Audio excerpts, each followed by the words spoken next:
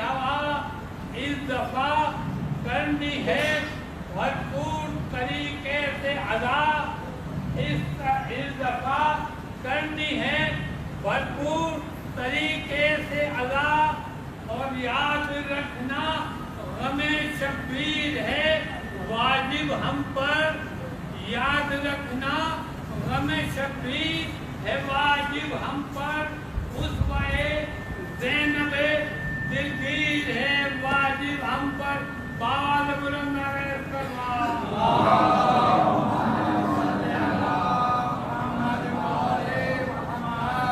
اسوہ زینب دلگیر ہے واجب ہم پر۔ خدا ہم سب کو سرکار سید الشہداء کے عزاداران حقیقی میں شمار کرے، تمام ماتم گزاران، تمام عزاداران مردم کربلا کی صحت و سلامتی اور تحفظ کے لیے بآواز بلند تک صلوات۔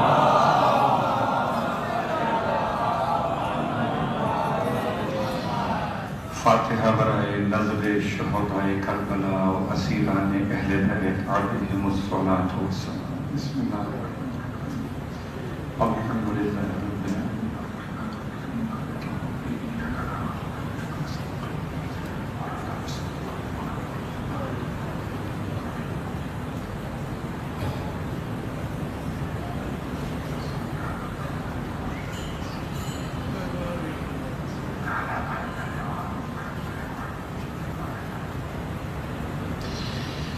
أعوذ بالله من الشيطان اللعين الرجيم، بسم الله الرحمن الرحيم، الحمد لله رب العالمين، الصلاة والسلام على أشرف الأنبياء والمرسلين، سيدنا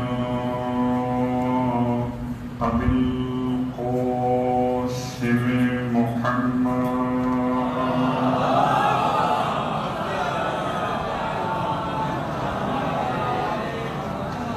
وعلى أهل بيته الطيبين الطاهرين، واللعنة الدائمة على أعدائهم أجمعين.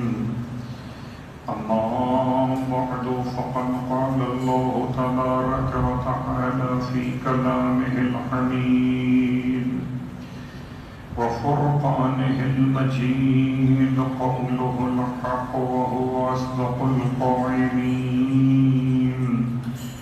بسم الله الرحمن الرحيم، فاذكروني أذكركم واشكروا لي ولا تكفرون. صلوات علیہ۔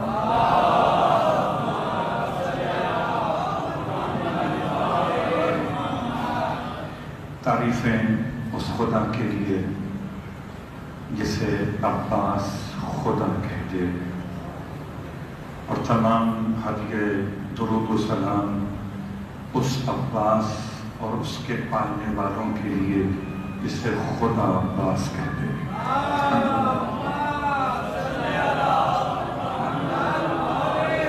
الحمدللہ الذی جعلنا من المتمسکین بالقرآن العظیم، وجعلنا من المتمسكين بولاية علي بن أبي طالب عليه السلام.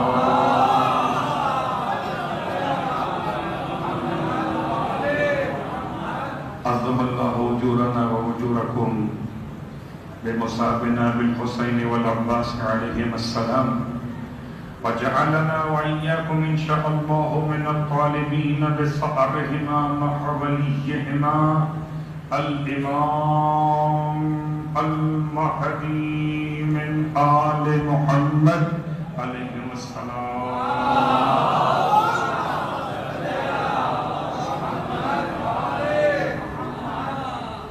سامعین گرامی قدر حاضرین ذوی الاحترام، فرش عزائے سرکار سید الشہداء اور فرش عزائے حسین پر ذکر حضرت عباس ہے۔ ایام عزا کا سلسلہ عزا استقبال کے نام سے، آمد محرم کے نام سے پرچم کشائی کے نام سے یا اس کے علاوہ عزا خانوں کے سجائے جانے اور نصب کیے جانے کے نام سے. آپ کو تو اندازہ ہے کہ لفظ استقبال گرچہ ہمارے یہاں بعض افراد کے لیے قابل قبول نہیں ہوتا، وہ استقبال کو خوشی کے معنی میں لیتے ہیں، لیکن خود لفظ میں کوئی حرج نہیں ہے. لفظ دونوں میں استعمال ہو سکتا ہے. استقبال خوشی کا ہو یا استقبال عزا کا ہو. البتہ استقبال جس سے منسوب ہوگا اس کے لحاظ سے اس کا ذائقہ بدل جائے گا.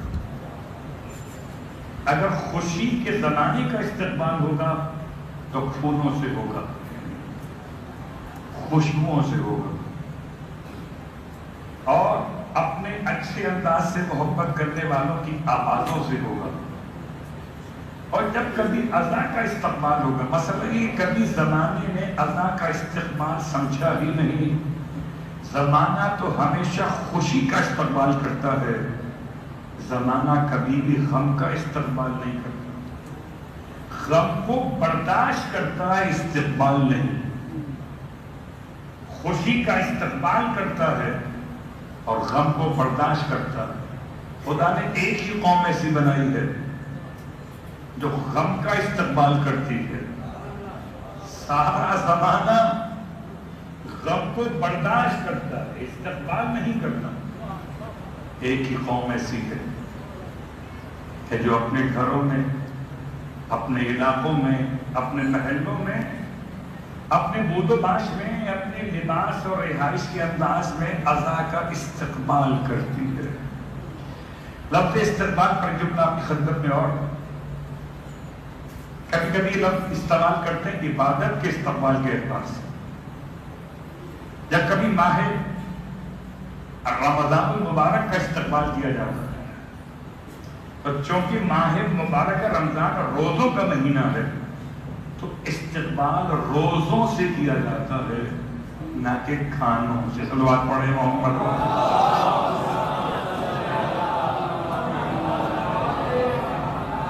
بیٹھے میرے بزرگ، ان کے لیے پرانے الفاظ پیش کر رہا ہوں. پیشوائی کے روزے. اب نئے بچے شاید نہ سمجھ پائیں پیشوائی کے روزے کیا ہوتے ہیں. اسے کہتے ہیں استقبال ماہ رمضان. ماہ شعبان کے آخری 3 دن روزے رکھ کر، آخری 3 دن روزے رکھ کر چاند کا انتظار کر کے روزے نہیں رکھے جاتے، بلکہ یقین کے ساتھ ماہ مبارک رمضان کا استقبال 3 دن کے روزوں سے کیا جاتا ہے. تو اگر روزوں سے پہلے روزوں کا استقبال روزوں سے ہوتا ہے تو ماتم کے مہینے کا استقبال ماتم سے پہلے ماتم سے ہو. اللہ اکبر. اور پھر آپ کی خدمت میں یہ بات پہلے سے معلوم شدہ ہے کہ برہم استقبال کے طریقے کیا ہیں. استقبال کا ایک طریقہ یہ ہے، اچھا یہ بھی یاد رہے کہ ماہ مبارک رمضان کے استقبال کرنے والوں میں ایک طبقہ وہ ہے جو راشن جمع کرتا ہے کہ پورے اس مہینے بھر میں کیا پکانا اور کیا کھانا ہے وہ بھی استقبال کر رہا ہے. تو سوچئے وہ جو جس کو کھانے کی فکر ہے وہ اور ہے، جس کو خدا کے منانے کی فکر ہے وہ اور ہے. ایسے ہی سرکار سید الشہداء جس کو کھانے کی فکر ہے وہ اور ہے، جسے لٹانے کی فکر ہے وہ اور ہے. اللہ اکبر. کھانے والے کی سلامت رہے کہ یہ نہ ہوتے تو کھاتا کون. صلوات پڑھے محمد.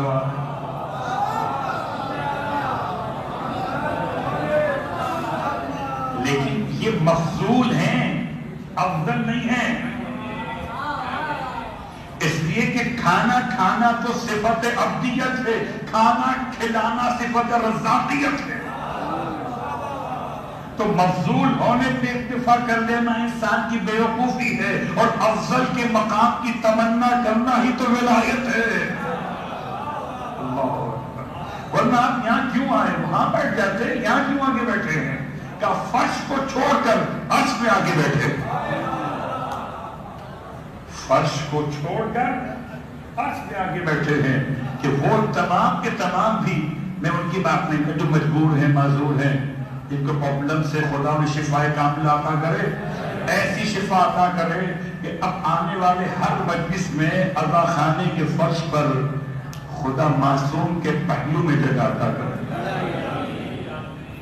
دعا ان کی حق میں جو صاحبان عدالت ہیں، لیکن جو صاحبان عدالت نہیں ہیں، جو ذمہ دار ہیں، خدمت کر رہے ہیں، ان کا موقع اور ہے۔ کون ہے جو کھڑا ہوا ہے استقبال کے لیے؟ کون ہے جو عزاداروں کی نالین کو سیدھا کر رہا ہے؟ کون ہے جو ہاتھوں میں حفاظت کے لیے کچھ اٹھائے ہوئے دروازے پہ کھڑا ہے؟ خدا اس کو سلامت رکھے جو عزاداروں کی حفاظت کے لیے اپنی جان کو پہلے پیش کر رہا ہے۔ میں ان کی بات نہیں کر رہا، میں اسکاؤٹس کی بات کیا کرتا ہوں، نہ باہر بیٹھنے والے ذمہ داروں کی بات کیا کرتا ہوں، میں تو صرف عزاداروں کی بات کرتا ہوں کہ جن کو فرش عزا پر آنا چاہیے خدا انہیں آنا نصیب کرے۔ ولو کچھ دیر کے لیے آ کے بیٹھ جائیں، کم از کم لکھ تو لیا جائے، کیمرے کی آنکھ میں آ تو جائے کہ یہ عزادار فرش عزا پر آیا تھا۔ تلوار پڑے ہوں۔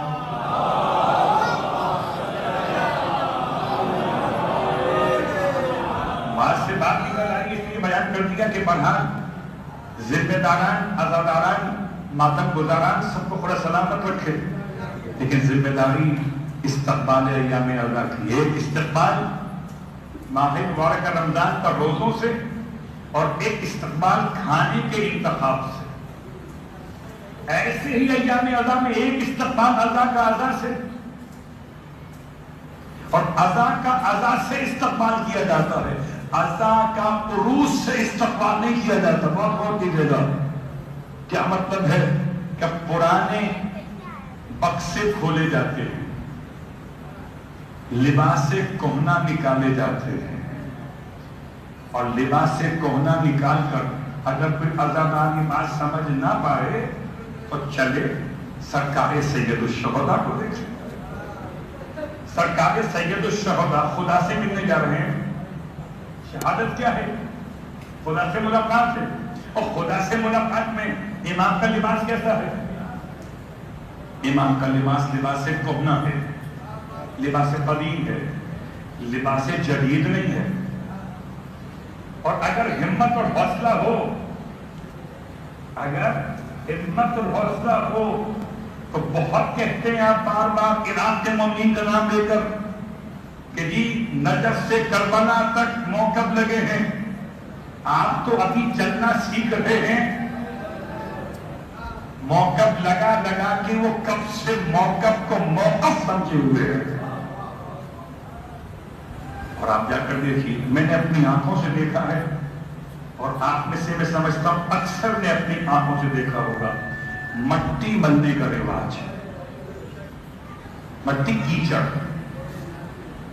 مجھے اپنے بچپن کی باتیں یاد ہیں، اور شیئر کے ٹکڑا کرتا ہوں کہ خاص طور سے شب عاشور ہمارے بزرگ خاک لاتے تھے کہیں سے، اور اسے ململ کے کپڑے میں رکھ کر ایک پٹلیا سی بناتے تھے، اور بنانے کے بعد بغیر پوچھے ہوئے، بغیر کسی کے کہے ہوئے یا روکے ہوئے، وہ سب کے سر پر وہ ایک مرتبہ خاک جو بندھی پٹلی میں تھی وہ سر پر رکھتے تھے۔ میں کہتا بھی تھا کہ ابھی تو نہا کر آیا ہوں، ابھی بال سنوار کر آیا ہوں، ابھی تو شیمپو لگا کر آیا ہوں، تو یقین مانی مجھے تھپڑ لگتا تھا۔ گستاخ ہو، عزادار نہیں ہو۔ اگر تمہارا باپ مر گیا ہوتا تو کیا سب کے بال سنوار گیا تھے؟ اللہ، چونکہ عزاداری کی ایک روایت رہی ہے، اور روایت عزاداری کے اعتبار سے یہ بات یاد رکھیں، جتنا انسان غم حسین میں غریب الغربا کی محبت میں سادگی اختیار کرے گا، میں یہ نہیں کہتا کہ انسان کے لیے حرام و حلال کا مسئلہ ہے، یہ تو فقہ کا مسئلہ ہی نہیں ہے، یہ تو عشق اور ولایت کا مسئلہ ہے۔ اب فقہ کی بحث کی مت لائیے کیا حلال اور کیا حرام ہے، اس پر آئیے کہ حسین کے ماتم میں دل کیا کہتا ہے، کہ حسین کا ماتم ہے کیسا ہونا چاہیے۔ ماتم کا مطلب تو سوگ ہے، احتجاج ہے، تو جیسے ماتمی ہوتے ہیں ایسا ہی تو ہونا چاہیے۔ تو یقیناً استقبال کے حوالے سے جملے مکمل کرتے ہوئے اب آئیے سرنامہ کلام کی آیت اور آپ کی خدمت مقدس میں چند کلمات سرکار سید الشہداء کے حوالے سے بیان کر دوں، مصائب حضرت عباس کے بیان کرنے سے۔ سرنامہ کلام تو آئے پڑھی گئی، سب کو زبانی یاد تو ہوگی، فَاذْكُرُونِي أَذْكُرْكُمْ وَاشْكُرُونِي وَلَا تَكْفُرُونِ۔ اپنے بچوں کے لیے، دوستوں کے لیے میں بیان کر رہا ہوں کہ یہ سورہ البقرہ کی آیت نمبر 152 ہے، 152۔ اور یہ آیت اتنی کمال کی آیت ہے جو مجھے مایوس ہونے نہیں دیتی، جو مجھے پریشان ہونے نہیں دیتی، جو مجھے اکیلا ہونے نہیں دیتی، جو مجھے مضطرب ہونے نہیں دیتی۔ میں جب اس آیت کو تلاوت کرتا ہوں، خدا کہتا ہے تم مجھے یاد کرو تو میں تمہیں یاد کروں گا۔ زمانہ مجھے بھولتا ہو تو بھول جائے، میں خدا کو یاد کروں، خدا مجھے یاد کرے۔ خدا ہی بھولتی ہو تو بھول جائے، خدا یاد کر رہا۔ اللہ اکبر۔ غور کیجئے، اس آیت کی پوری تفسیر کا تو وقت نہیں ہے، خالی ایک جملہ آپ کی خدمت میں، اس کے 12 معنی بیان کیے گئے۔ فَاذْكُرُونِي أَذْكُرْكُمْ کس معنی میں ہے کہ تم مجھے یاد کرو میں تمہیں یاد کروں گا۔ یہ بات یاد رکھیں، ہمارا خدا کو یاد کرنا ہماری مجبوری ہے، خدا کا ہمیں یاد کرنا خدا کی مجبوری نہیں ہے۔ اگر خدا چاہے تو ہمیں یاد نہ کرے، یہ اس کا فضل ہے، وہ ہماری مجبوری تھی کہ ہم خدا کو یاد کر رہے تھے۔ خدا نے اتنا بڑا انعام فرمایا ہے، اللہ اکبر۔ ساری دنیا کی دولت ایک طرف ہے۔ مجھے وہ جملہ یاد آ رہا آپ کی خدمت میں بیان کروں، اگر اجازت دے، صلوات پڑھیں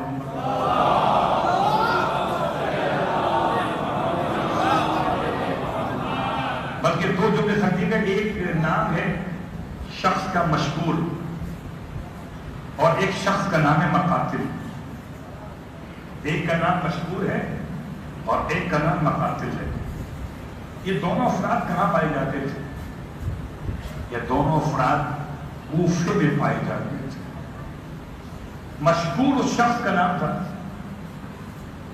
جو زندان کا داروغہ ہے، وہی داروغہ زندان جس نے 2 شہزادوں کے قدموں پہ گر کے ہاتھوں کو جوڑ کے کہا تھا کہ میں آپ کو قید خانے سے باہر نکال دیتا ہوں، باقی جو مجھ پہ گزرے گی گزر جائے۔ اللہ اکبر۔ کوفے کے حالات، ابن زیاد کی گورنمنٹ اور ابن زیاد کی گورنمنٹ، ابن زیاد جیسا شخص اور اس کی گورنمنٹ میں کوئی قید خانے کا داروغہ، اور وہ بھی اندر سے محب علی ابن ابی طالب، نام ہے مشکور۔ اسے جب طلب کیا ابن زیاد نے، پورا واقعہ نہیں پڑھتا کہ بچوں کو اس نے کیسے نکالا، وہ چھوڑ دیتا، مشکور کی بات بیان کرتا۔ جب مشکور کو اریسٹ کر لیا گیا، بہت بڑی بات تھی، آپ کو اندازہ ہے کہ یزید کی گورنمنٹ، عبید اللہ ابن زیاد کی گورنمنٹ، یہ دونوں گورنمنٹ ہل کے رہ گئی کہ ان کے ہوتے ہوئے سفیر حسین کے 2 بچے قید خانے سے نکل گئے۔ سہولت کار کون تھا؟ مشکور۔ سلام اس مشکور پر جو بھاگا نہیں، علی والے بھاگتے نہیں ہیں۔ علی والے بھاگتے نہیں ہیں، مشکور کو پکڑ لیا گیا، عبید اللہ ابن زیاد کے سامنے پیش کیا گیا۔ ابن زیاد کہتا ہے کس نے دروازہ کھولا بچوں کے باہر جانے کے لیے؟ مشکور نے لے تو لعن سے کوئی کام نہ نہیں، کہتا میں نے دروازہ کھولا بچوں کو باہر نکالنے کے لیے۔ کہ تو نے کیوں ایسا کیا ہمارے خلاف؟ کہاں خدا کی رضا کے لیے کیا، محمد کی شفاعت کے لیے کیا، آل محمد کے احترام میں کیا۔ تم نے اس کے باپ کو شہید کر دیا، کیا یہ کم نہیں تھا کہ یتیموں کو قید میں رکھا ہوا؟ ابن زیاد کی سختی سمجھ میں آ رہی، اس کے سامنے کلمہ حق کہنا مشکور، اللہ اکبر، مشکور ہم تیرے مشکور ہیں، تو نے آل محمد کے ساتھ محبت کہاں پیدا کیا ہے؟ وہ یہی کر سکتا تھا۔ ابن زیاد نے غصے میں سخت لال پیلا ہو گیا، کہتا ہے اب تمہاری سزا ہے کہ پہلے 500 کوڑے مارے جائیں گے، پھر اس کے بعد سر تن سے جدا کر دیا جائے۔ اس نے کہا مجھے اس کی کوئی پرواہ نہیں، 1000 جان بھی ہوتی تو مجھے قربان کرنے میں کوئی قباحت نہ ہوتی، تو ایک جان ہے۔ قبلہ میرا پڑھنا اور آپ کا سننا سب آسان ہے، مگر کوڑے کھانا آسان نہیں ہے۔ اسے لٹایا گیا مشکور، اور لٹانے کے بعد جب پہلا کوڑا مارا گیا تو کوڑا کھانے کے بعد کا بسم اللہ الرحمن الرحیم، دوسرا کوڑا مارا گیا تو کہتا ہے پروردگار یہ کوڑا میں محمد اور آل محمد کی محبت میں کھاتا ہوں، قربت اللہ۔ قبلہ میں ہاتھ جوڑ کے کہتا ہوں میرے لیے بھی آسان ہے، آپ کے لیے بھی آسان ہے۔ آل محمد کی محبت میں تبرک کھانا آسان ہے، کوڑا کھانا آسان نہیں ہے۔ اور مشکور کون؟ جو کوڑا کھا رہا ہے۔ تیسرا کوڑا مارا گیا، کہتا الہی میرے اس گناہ کو، جتنے میرے گناہ ہیں زندگی میں سارے گناہوں کو اس کوڑے کی برکت سے بخش دینا۔ چوتھا کوڑا مارا گیا تو کہتا ہے یہ کوڑا میں ختمی مرتبت کی شفاعت کے لیے کھاتا۔ پانچواں کوڑا مارا گیا، کہتا میں آل محمد کی محبت میں کوڑا کھاتا۔ 5 کوڑے یا 5 تازیانے، 5 درے کہہ لیجیے، اس کے 5 کلمات تاریخ میں آئے۔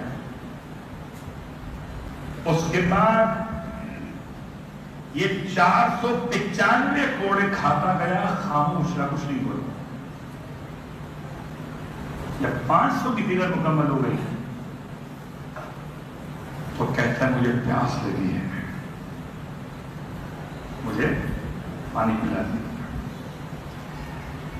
عجیب جملہ ہے تاریخ کا، ابن زیاد کہتا ہے اسے پانی پلا کے ذبح کر دو، پانی پلا کے سر کاٹ دو۔ ایسے میں ایک شخص اٹھا، اس کا نام ہے تاریخ میں عمرو بن الحارث، اس نے کہا ابن زیاد سے اسے مجھے بخش، اسے اٹھا لیا، وہاں سے گھر لے کر آیا، جو کوڑے مارے گئے تھے وہاں پر مرہم رکھا، پانی پیش کیا، اس نے آنکھیں کھولی، کہتا ہے مجھے کوثر پلا دیا گیا، اور یہ کہہ کر آنکھیں بند کر دی۔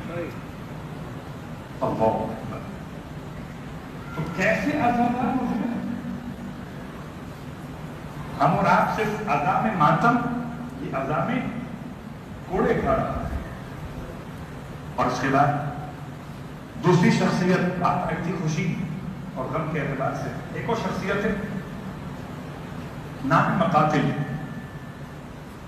اس کا مسئلہ کیا ہے؟ اس کا مسئلہ یہ ہے کہ جب دربار ابن زیاد میں شہزادوں کے پھٹے اتر پیش کیے گئے تو شہزادوں کے کٹے ہوئے سروں کو ابن زیاد نے دیکھا نہیں تھا. وہ ایک توبرے میں لپٹے ہوئے تھے، یعنی وہ جس میں گھوڑے کی رکھی جاتی ہے دال وغیرہ، دانا وغیرہ، اس میں تھی. کہ اسے دھو کے لا، پہلے پہچانوں کون ہے یہ. حارث ملعون نے یہ دونوں کٹے ہوئے سر دھوئے اور دھو کر ابن زیاد کے سامنے لا کر رکھے. اللہ اکبر. آپ کو اندازہ ہے کہ قاتل سر کیوں دھوتا ہے؟ یہ بات سمجھ میں آ جائے اگر آپ حضرت ام لیلہ کی نگاہوں سے دیکھیں. جب آپ نے دیکھا کہ فرات کے کنارے اکبر کا قاتل اکبر کے سر کو بالوں سے پکڑے ہوئے، ایک ہاتھ سے فرات کا پانی اکبر کے چہرے میں مارتا ہے. قاتل سر کیوں دھویا کرتے تاکہ شخصیت کی پہچان کرنا کس کو قتل کیا ہے. اللہ اکبر. جیسے ان دو شہزادوں کے سر دھو کے لائے ہوئے، عبید اللہ کی ذات 3 مرتبہ اٹھا، 3 مرتبہ بیٹھا، اٹھا پھر بیٹھا، پھر اٹھا پھر بیٹھا. پھر تفصیل آپ کے علم میں کیا اس نے بات کی حارث سے. البتہ جو بات نہیں پڑھی جاتی وہ پڑھا. اس نے حارث سے کہا کہ میں نے تو خط لکھ دیا ہے یزید کی طرف. اب اگر یزید نے طلب کر لیا ان بچوں کو تو میں کیا جواب دوں؟ تو انہیں زندہ لے کے کیوں نہیں آیا میرے پاس؟ کہتا ہے مجھے خوف تھا کوفے میں بغاوت نہ ہو جائے ان بچوں کو دیکھ کر اور لوگ حملہ کر کے بچوں کو مجھ سے چھین لیں. تو معلوم ابن زیاد نے ترکیب بتائی اسے. تو ایسا بھی تو کر سکتا تھا کہ بچوں کو کسی قید خانے میں بند کر دیتا، کسی کمرے میں لاک کر دیتا اور مجھے اطلاع کرتا. میں دستہ بھیج کر خفیہ انداز سے بچوں کو ریکور کروا دوں، اپنے پاس بلوا دوں. انہیں ایسا کیوں نہیں کیا؟ دوسری بات، ابن زیاد نے پوچھا کہ بچوں نے کیا کیا تھا؟ نماز پڑھی تھی، یہ کہا تھا، وہ کہا تھا، وہ کہا تھا. کچھ اور بتا. کہاں آخر میں دعا پڑھی تھی، یا حی یا قیوم یا احکم الحاکمین، اے زندہ، اے پائندہ، اے بہترین فیصلہ کرنے والے خدا، ہمارے اور قاتل کے بیچ میں فیصلہ کر دیں. اچھی بات. ابن زیاد کہتا ہے ان کی دعا قبول ہو گئی اور خدا کا فیصلہ ہے القتل بالقتل، قتل کے مرتے قتل ہو. اب یہ اللہ حسین وائس کا شفیع کہتے ہیں کہ عبید اللہ ابن زیاد نے پورے دربار میں دیکھا کوئی ایسا جو محب اہل بیت چھپا بیٹھا ہو. جو دشمنی اہل بیت تھے وہ تو اس کے ساتھ نہیں کرے گا. حارث کے ساتھ دور سے دیکھا بیٹھے ہوئے شخص کو، اس کا نام تھا مقاتل. اس کو بلا کر کہا کہ یہ حارث تیرے حوالے ہے، اسے اسی مقام پہ لے جا کے ذبح کر دے. اس مقام پر اس نے بچوں کے سرطن سے جرت کی.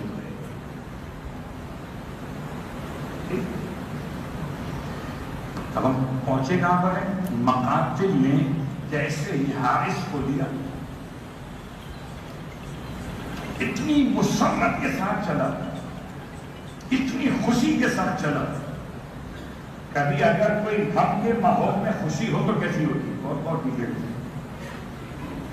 باہر نکلا، اس کے دوست اسے مل گئے، کہنے لگا اگر مجھے ابن زیاد اپنی ساری دولت بھی دیتا، کوفے کی حکومت کے ساتھ مجھے اتنی خوشی نہ ہوتی جتنی خوشی مجھے اس بات کی ہے کہ مجھے آل محمد کے قاتلوں میں سے ایک قاتل کو قتل کرنے کا موقع ملا. اللہ اکبر. آپ کو اندازہ ہے کہ اس نے کیسے قتل کیا؟ مقاتل اس کو لے کر پہنچا نہر کے کنارے پر. نہر کے کنارے حارث کی بیوی، حارث کا بیٹا، حارث کا غلام تینوں موجود تھے. بعض مقاتل میں کہ حارث نے اپنے جوان بیٹے کو خود قتل کر دیا تھا، اپنے غلام کو مار دیا تھا، اپنی بیوی کو زخمی کر دیا تھا، مگر اب وہ ہوش میں آ چکی تھی اور فریاد کر رہی تھی آل محمد کی محبت. حارث کو جب نہر کے کنارے لے کر پہنچا تو حارث نے اسے کہتے 20,000 دینار دینے کی پیشکش کی. حسینی بکتے نہیں ہیں، بس خدا محفوظ رکھے ہمارے درمیان کے غلط قسم کے اخبار سے، غلط قسم کی افواہوں سے. یاد رکھیے اپنے مسلک کی عزت خود بنائیے. اپنے درمیان کے مسائل کو، میرے اور آپ کے مسئلے ہیں نا، یہ کالا کور نے کتنے کا لیا؟ میں آپ کو کیوں بتاؤں گا؟ میں بات کر رہا ہوں اشاروں میں، بہت غور کیجیے گا. میں ہر بات کھل کے بیان کرنے کا عادی نہیں ہوں. سمجھنا وہاں تک آپ کی ذمہ داری ہے. یہ کالا کپڑا میں نے خریدا، کتنے میں لیا؟ میں کیا مائک سے اعلان کروں گا؟ بھائی میں جانوں، درزی جانے میں نے کتنے میں لیا، اس نے کتنے میں لیا. لین دین کا مسئلہ تھا، یہ جیب کا جیب سے مسئلہ تھا، عوام کا مسئلہ نہیں تھا. اگر کبھی کوئی میرے بارے میں غلط پروپیگنڈا کرے گا کہ جناب یہ دیکھو اتنا مہنگا کپڑا مولا کے نام پر، اللہ اکبر، بہت غور کیجیے گا. تو یہ لین دین کے معاملات اگر سیاہ لباس سے متعلق ہو، ادا سے متعلق ہو، یاد رکھیں اپنے مسلک کی عزت خود بنائیے. مت شیئر کیجیے کوئی خبر کسی ذاکر کے بارے میں ہو، کسی عالم کے بارے میں ہو، کسی خطیب کے بارے میں ہو، کسی نوحہ خان کے بارے میں ہو. دنیا کہے کہ تمہارا ذاکر اتنے پیسے لے رہا، آپ کہیں ہیں دینے والے زندہ دے رہے ہیں نا. آپ کسی مخالف کے سامنے اپنے ہی ذاکر کو کیوں خراب کر رہے ہیں؟ آپ کیوں ایسا تبصرہ کر رہے ہیں؟ گھر کی بات گھر میں رکھیے، خدا سلامت رکھے نا. دینے والے جو چاہے دے، لینے والا جو چاہے لے، مگر بازار نہ بنائے. صلوات پڑھو محمد و آل محمد.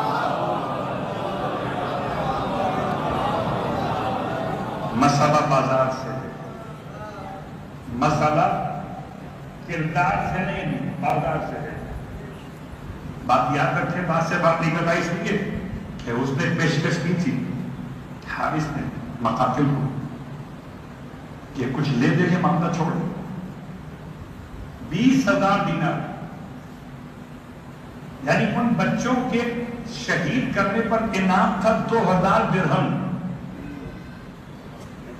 اور پیشکش کی حارث نے اپنی جان بخشی کے لیے کتنی؟ 20,000 دینار، درہم نہیں. اللہ، مقاتل تو اگر لے لیتا نسلیں سنور جاتی. سلام ہو اس مقاتل پر جس نے حارث کی پیشکش کو ٹھکرا دیا. اور کیا کہا کہ 20,000 دینار کیا، اگر تم مجھے ساری دنیا کی دولت دلا کے دے دے تب بھی میں تیرے قتل سے باز نہیں آؤں گا. اپنے ساتھیوں سے کہا پہلے اس کے ہاتھ کاٹو، پھر اس کے کان کاٹو، پھر اس کی آنکھیں نکالو. فقہی مسئلہ الگ ہے، بہت غور کیجیے. میں مقتل کی تاریخ پڑھ رہا ہوں، میں مسئلے فقہی نہیں پڑھ رہا. آنکھیں نکالو، کان کاٹو، ہاتھ کاٹو، پیٹ کے اندر کی آنتیں نکالو. یہ کون ہے؟ یہ حارث، طفلان مسلم کا قاتل. کیسے اپنے انجام کو پہنچا. جب بات یہاں تک آ گئی تو جملہ اور سن لیجیے. وہ جملہ کیا ہے؟ جملہ یہ کہ پھر اس کا انجام کیا ہوا؟ اس قاتل کا انجام کیا ہوا؟ انجام یہ ہوا کہ اس کو اٹھا کے پانی میں پھینکنا چاہا تو پانی نے قبول کرنے سے انکار کر دیا. جتنی بار اندر پھینکتے تھے دریائے فرات کی موجیں اٹھا کر حارث کے اس جسم کو باہر پھینک دیا. جب کچھ سمجھ میں نہ آیا تو مقاتل اس کے ساتھیوں نے حارث کو زمین میں گاڑنا چاہا. میں دفن نہیں کہتا، زمین میں گاڑنا چاہا. ایک دفعہ گڑھا کھودا، جیسے ہی اندر رکھا اس کے مضبوطات جسم کو باہر نکلا. ایک بار، دو بار، تین بار. اب کیا کریں؟ آخری راستہ ایک ہی بچتا ہے کہ اسے لے جا کے جنگل میں جھاڑیوں میں رکھ کے آگ لگا دو. اللہ اکبر. اور ایک جملہ آپ کی خدمت میں اس بات کو ملاتے ہوئے کہ قاتل کا انجام آپ نے سن لیا، ایک جملے میں سن لیں شہیدوں کا مقام. یہ دونوں شہزادوں کے سر یہ کہاں گئے؟ صلوات پڑھیں محمد علیہ.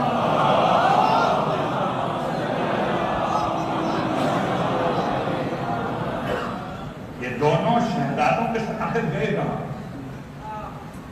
میں پوری تفصیل چھوڑ رہا ہوں ورنہ یہ پورا خمسے کا عنوان ہے. اس طرح کی کوئی تفصیل موجود ہے. یہ دونوں شہزادوں کے سر تو بیت اللہ ابن سعد نے دمشق نہیں لے تھے،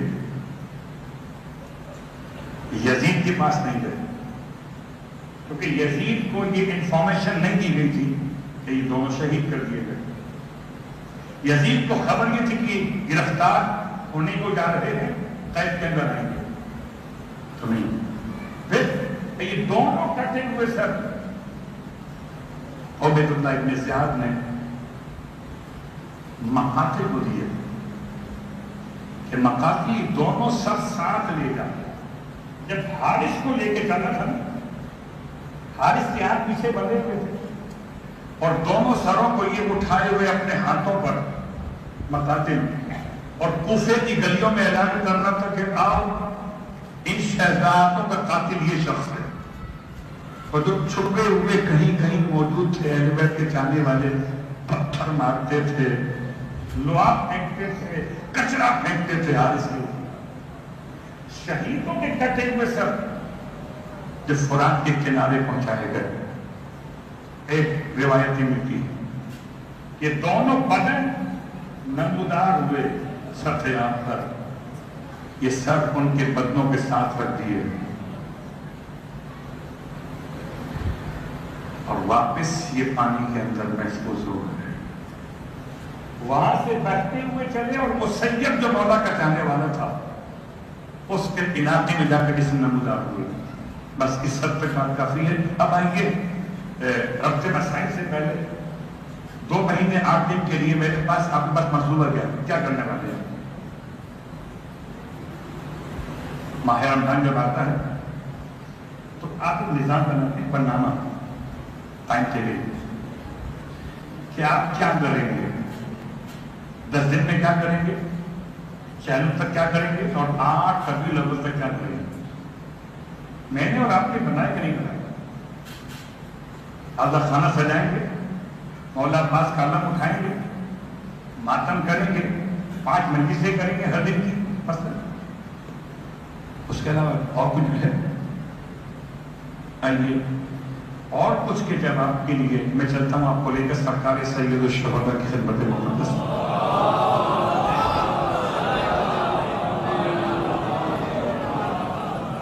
چل کے مولا حسین سے پوچھتے اور روایت امام جعفر صادق علیہ السلام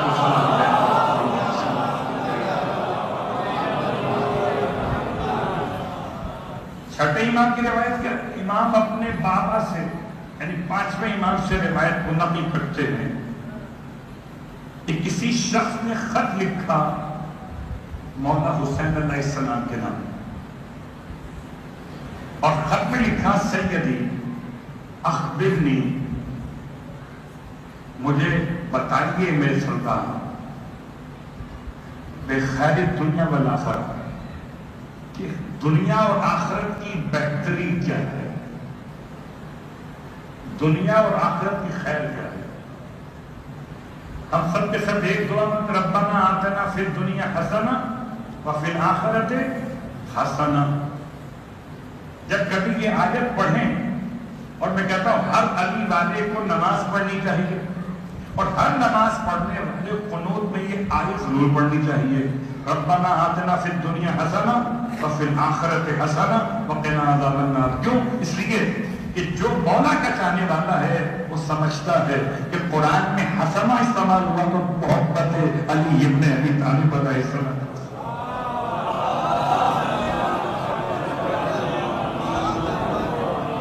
اے خدا ہمیں دنیا بھی محبت علی عطا فرما اور آخرت میں بھی محبت امیر المومنین عطا فرما، وقنا عذاب النار۔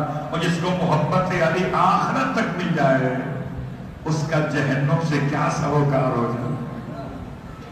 تو یہ تو آیت کا مزاج تھا۔ روایت امام کی خدمت میں خط بھیجا گیا، امام نے جواب لکھا ہے۔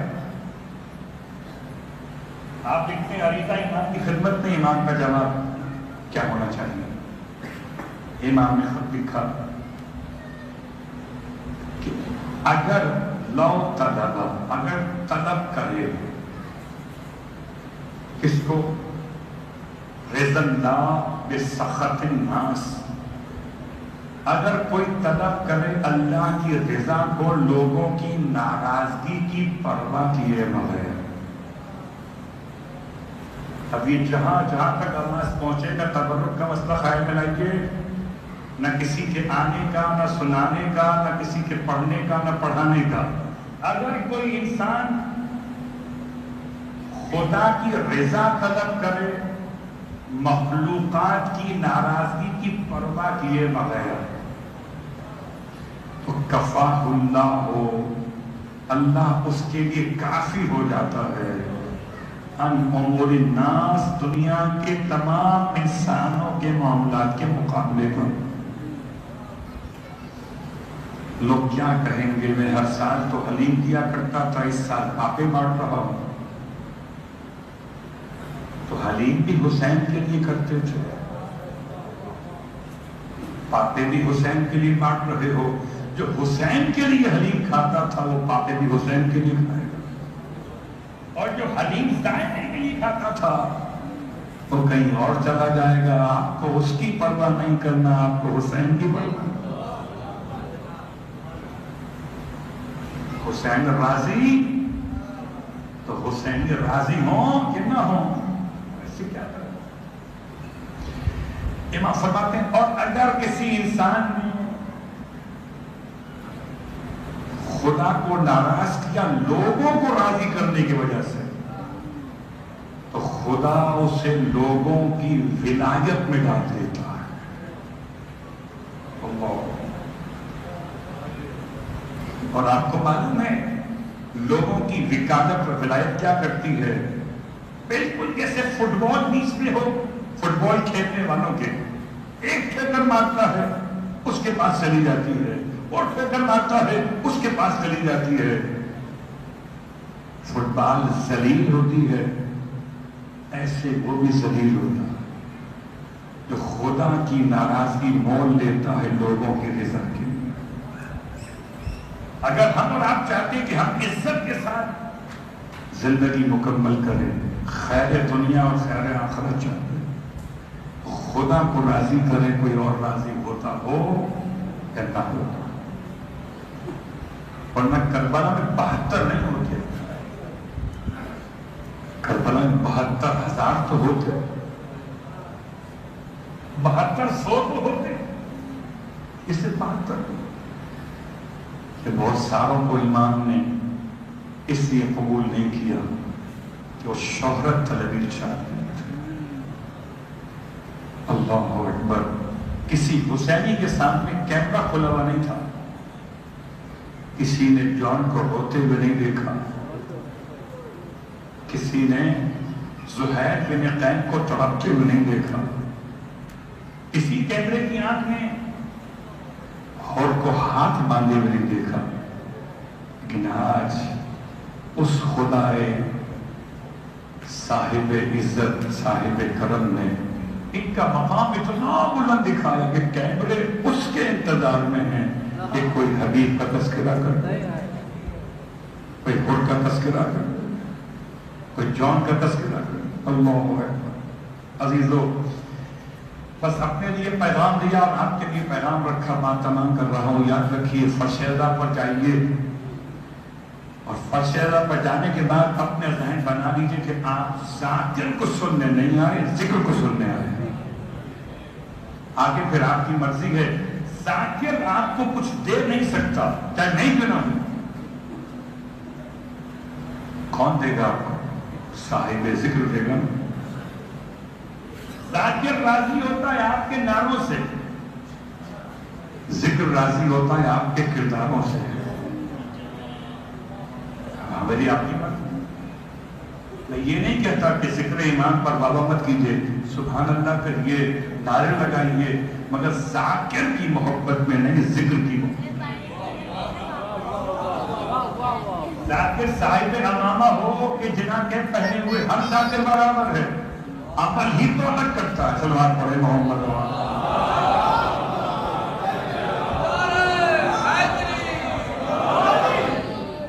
جملے میرے سخت ہیں، مجھے معاف کیجیے گا، اس لیے کہ مرحال ہم سب کے سب اسد خدا مجھے سننے آپ آج بھی نہیں آئے، آج بھی آپ مولا عباس کی الگ زیارت کے لیے آئے۔ تو میرا کام یہ بنتا ہے کہ میں آپ کو مولا عباس تک پہنچاؤں۔ آپ امانت ہیں، میں وسیلہ ہوں، میں خود کو مولا نہ سمجھوں،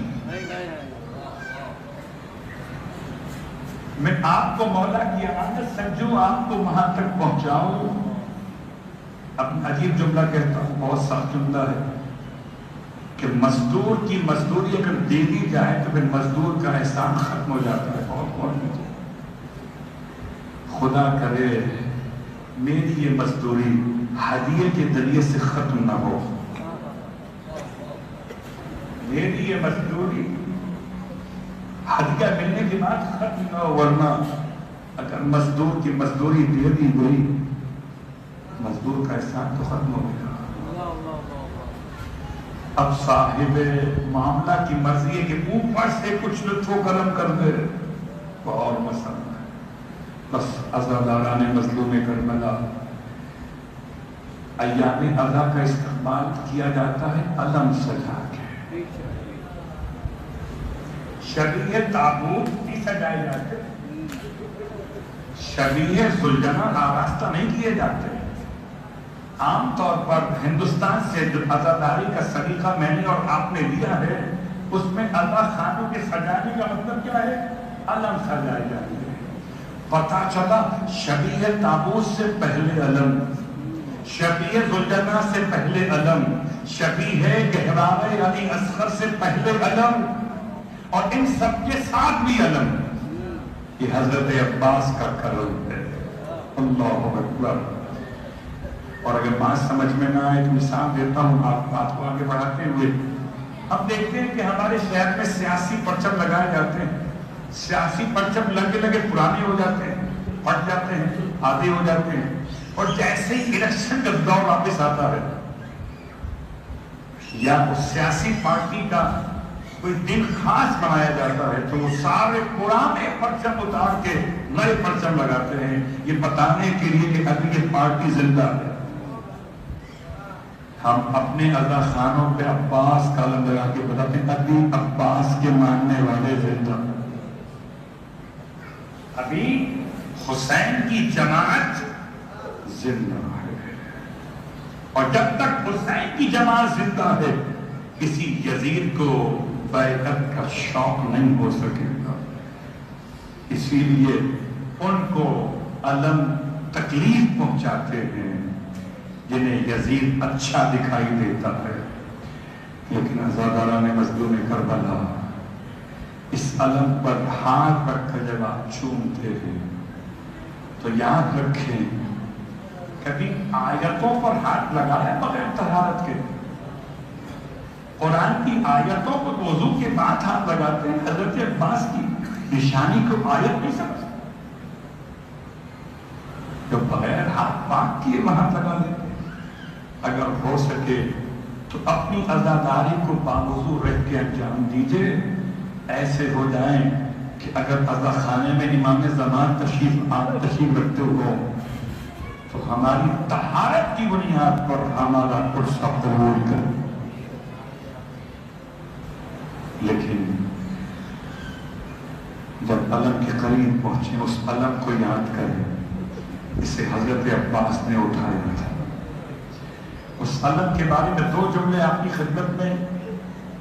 دربار یزید ہے، اور دربار یزید میں یزید کے سامنے جب مال پیش کیا گیا، لوٹ کا مال، اس میں حسین کا کرتا بھی تھا، اس میں میرے مولا کا امامہ بھی تھا، اس میں میرے مولا کے ہاتھ کی وہ اتاری ہوئی نہیں بلکہ وہ انگشت مبارک کو شہید کر کے جو انگوٹھی جدا کی گئی تھی، اسی لوٹ کے سامان میں وہ چھوٹے چھوٹے گوشوارے تھے جن کے کناروں پہ خون لگا ہوا تھا۔ شاید کوئی مورخ پوچھتا مال لانے والوں سے، یہ تو بتاؤ گوشواروں پہ خون کیسا لگا ہوا ہے، یہ انگشتری پر خون کیسا لگا ہوا ہے، تو شاید کو جواب دیتا کہ انگوٹھی اتاری نہیں تھی، انگلی کاٹی گئی تھی، گوشوارے اتارے نہیں گئے تھے، کھینچے گئے تھے، ایسے نوچے گئے تھے کہ بچی کے کان کی زخمی ہوئی تھی، اس کا خون لگا رہ گیا گوشواروں کے کنارے۔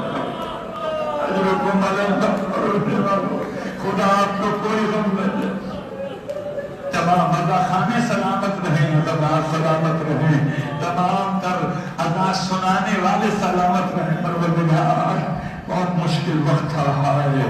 ایک مرتبہ سامان جو لوٹا گیا اس میں وہ علم کی چھڑ بھی تھی، جو لشکر حسینی کے علم کی چھڑ تھی، علم کا پاس کہہ لیجئے، جو نام چاہیں ہم پرانے اعتبار سے چھڑ ہی کہا کرتے تھے، وہ پیش کیا گیا۔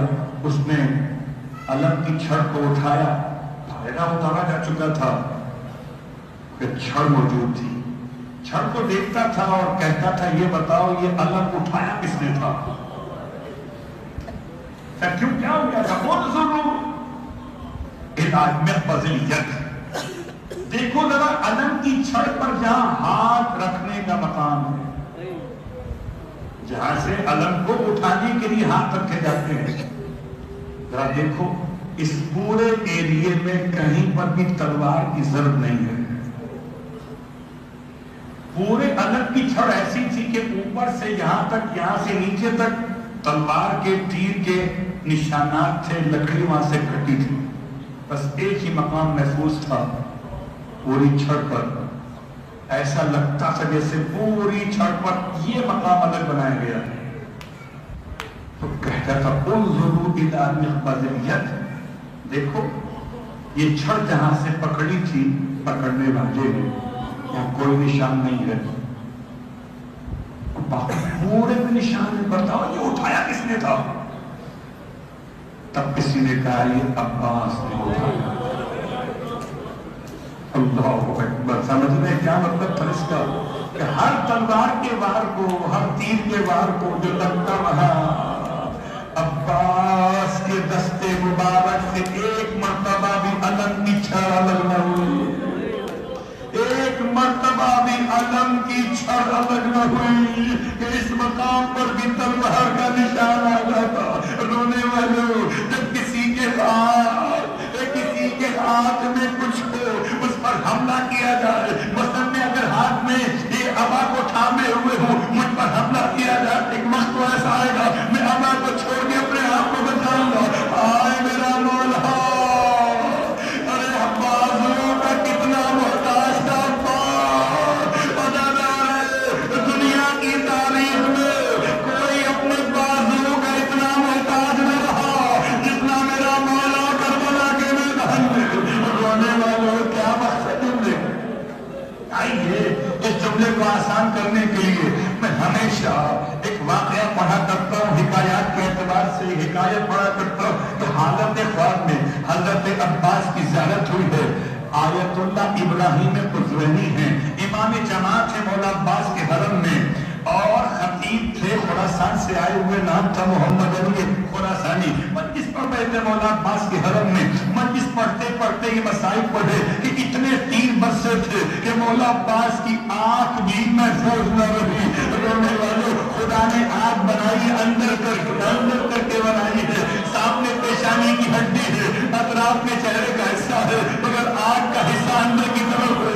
وہ رونے والا رو کے کہتا تھا اتنے 3 برس رہے تھے، اتنے 3 برس رہے تھے کہ مولا عباس کی آنکھ بھی سلامت رہی۔ اس نے پڑھا، گریا ہوا، ارے آنکھ بارگاہ شہداء کربلا، وہ مولا عباس کا حرم تھا، لوگ روتے روتے بےہوش ہو گئے۔ بعد میں ابراہیم قزوینی قریب آئے، آ کر کہتے خطیب سے اتنے سخت مسائل نہ پڑھا کرو، لوگ ہم سے پھر پوچھتے ہیں کون سے مقتل میں لکھا ہوا ہے، اور پریشان رہ جاتے ہیں۔ خطیب خاموش ہو گیا۔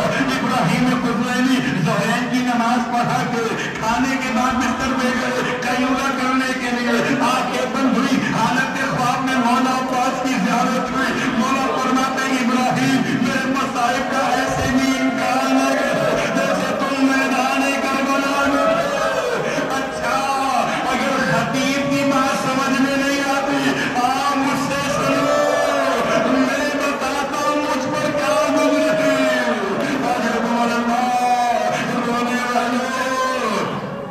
رونے والوں بہت ساری مثالیں ہیں، ابھی خدا غریب کا رحمت کرے، حسین حیدر شہید کو کیسا ڈرانا بہت چلا گیا، کس طرح شہید کر دیا گیا۔ ارے کوئی کیسے بتائے کہ حسین حیدر کے ساتھ کیا ہوا تھا، یہ حسین حیدر کو بتائیں گے کہ ان کے ساتھ کیا ہوا۔ سینے پہ گولی کم لگی، پیٹ میں گولی کم لگی۔ اگر آج کے دور میں کسی کا حال معلوم نہیں ہوتا تو کیسے بتائے کوئی مقتل کے روایت کہ آقا کے ساتھ اصلاً ہوا کیا تھا۔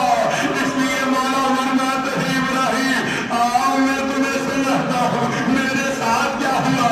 سنو ابراہیم، سنو ابراہیم، میری آنکھ میں تیر اس وقت لگا جب میرے دونوں بازو کٹتے تھے۔ اے ابراہیم، جب میری آنکھ میں تیر لگا میں نے نکالنے کی کوشش کی ہے۔ آج حکم اللہ ہونے والا خدا تو کوئی ہم نے نکالنے کی کوشش کیسے کی ہے۔ آپ فرماتے ابراہیم میں نے اپنے سر کو زور زور سے جھٹکا دیا تاکہ تیر نکل کر گر جائے۔ اگر خالی اٹکا ہوا ہوتا تو نکل کے گر جاتا، لیکن اے ابراہیم تیر اندر تک گہرا میرے سر کے ہلانے والے جب تیر نہ نکلا۔ ابراہیم نے دوسری کوشش کی ہے، اب کیا کیا ہے مولا نے؟ فرماتے میں نے اپنے کٹے ہوئے بازوؤں کو چاہا کہ کہیں پر جمع ہو جائے۔ رونے والوں، ہاتھ یہاں سے کٹے اگر کہیں جمع ہو سکتے ہیں، اگر یہاں سے جمع ہو سکتے ہیں۔ مولا فرماتے ابراہیم میرے ہاتھ ایسے مقام سے کٹے کہ جمع نہ ہو سکے۔ ابراہیم میں نے تیسری اور آخری کوشش اور کی، میں نے سر کو جھکانا چاہا، میں چاہتا تھا کہ اپنے دونوں گھٹنے اونچے کروں، اپنے دونوں گھٹنے اونچے کروں اور اونچے کر کے اپنے سر کو جھکا کر اپنے گھٹنوں کے بیچ میں تیر کو روک کے سر کو اٹھا لوں تاکہ آنکھ سے تیر نکل جائے۔ رونے والوں، مولا فرماتے ابراہیم میں نے سر جھکایا تھا تیر نکالنے کے لیے، کسی ظالم نے پیچھے سے میرے سر میں ایسا